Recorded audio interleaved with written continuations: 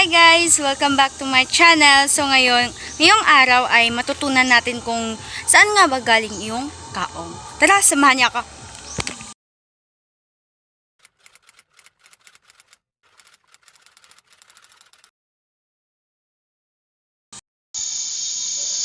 So ito po ang puno ng kaong. Ang tawag namin dito sa amin is hibyok.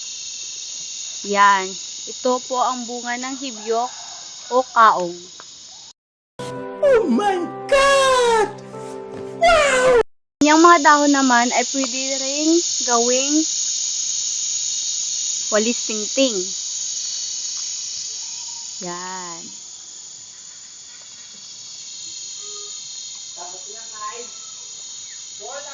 One eternity later. So guys, ito na po yung bunga ng kaong na tinanggal sa kanyang puno. So ang sunod naman ay tatanggalin natin ito isa-isa para ilaga.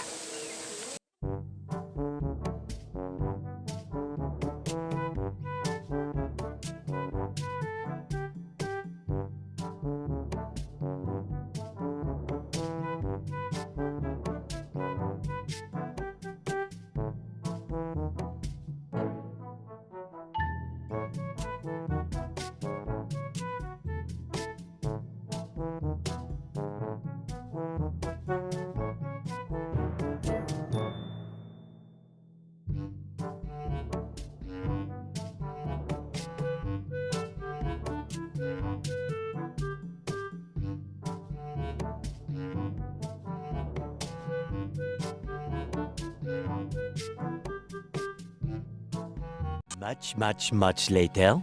So pwede na po natin siya ilagay sa kumukulong tubig para ilaga.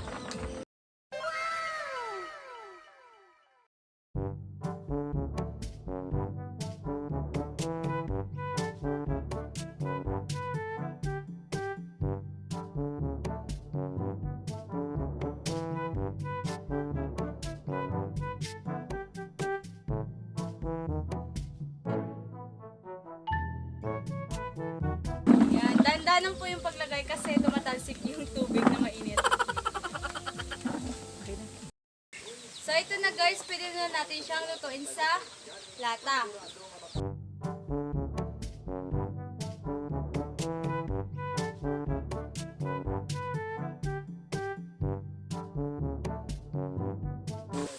So after 30 minutes ay pwede natin siyang kunin sa lata at ilagay sa sako.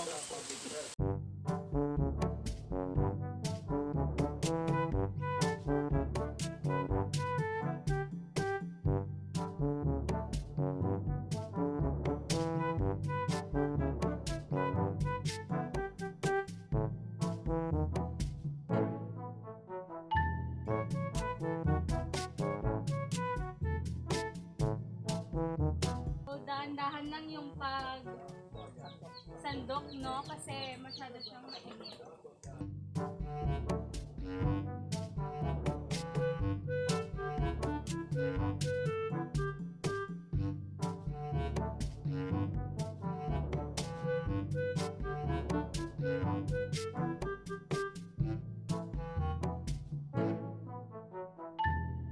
So pagkatapos natin kunin sa lata, palamigin muna natin siya para hindi na mainit pag kumuha na ng puwet.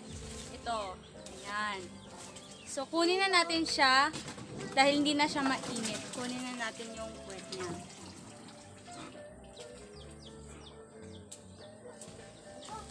Ayan. Ito nakikita nyo. Ito yung ginagawang kaong.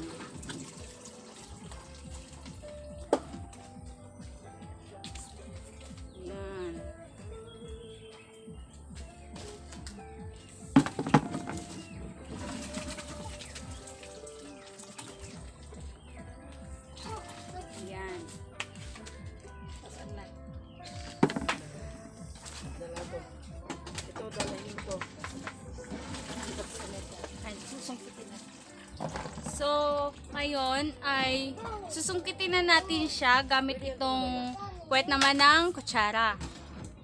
ganito lang kumuha ng kaong. Ayan. Ayan. Ayan. Wala na siya. Kaong na. Ayan. Ito na po yung finished product ng kaong. So makikita nyo sa ibang kaong sa mall kay may color na siya. Ginagamitan lang siya ng food coloring kaya nagkaganon yung mga kulay niya.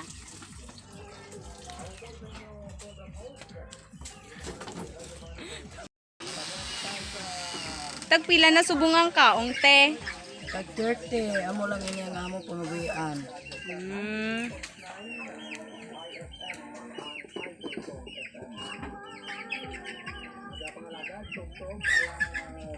Do, 60 ya. Sana all.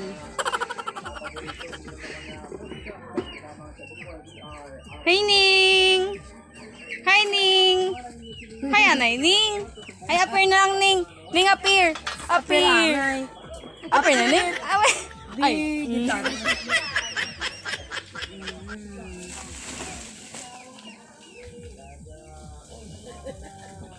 Makikita nyo po na sinasalangan ulit at ilalaga ng 30 minutes.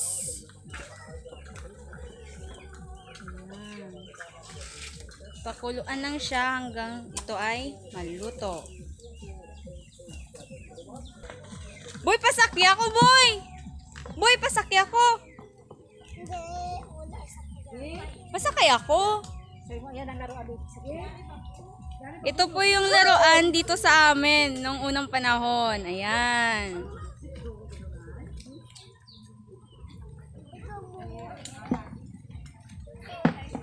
Pabinit, pabinit!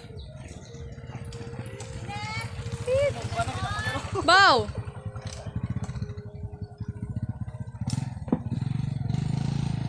Padalaga na, Bibon? Padalaga na, Bibon? Wow!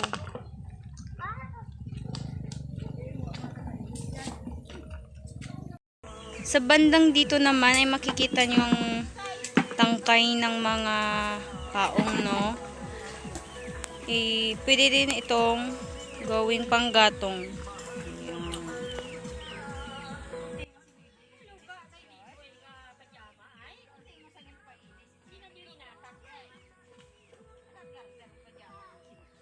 Ayan. Ito po yung balat ng kaong, no? Ayan, makikita nyo. Ayan. Ito ay tinitipon dahil pag ito ay nadunot, pwede na itong tubuan ng mushroom. Ayan. Pag ito naman ay nadunot, no? Pwede din itong pakinabangan tulad ng lagay sa mga tanim, ginagawang fertilizer.